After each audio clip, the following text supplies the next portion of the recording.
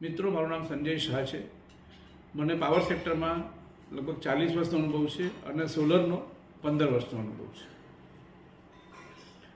મારી નવી channel go solar with મીમાં આપ સૌનું સ્વાગત છે. આ ચેનલ મારફતે હું સોલર વિશેની સચોટ માહિતી આપવાનો પ્રયત્ન કરીશ. સૌપ્રથમ આપણે જોઈએ તો સોલર પાવર પ્લાન્ટની કેપેસિટી કેટલી હોવી જોઈએ. જે તમારું ઇલેક્ટ્રિસિટી બિલ આવે છે તેના આધારે આપણે નક્કી કરી શકીએ કે સોલર પાવર પ્લાન્ટની કેપેસિટી કેટલી છે. કારણ કે સોલરની 1 કિલોવોટની કેપેસિટી તમારે દર મહિને 1000 રૂપિયાનું ઇલેક્ટ્રિસિટી બિલ બચાવે. એનો અર્થ એ થયો કે જો તમારું 10,000 રૂપિયા બિલ આવતું હોય 2 મહિનાનું, તો તમારે 5 કિલોવોટ સોલર કરવું જોઈએ.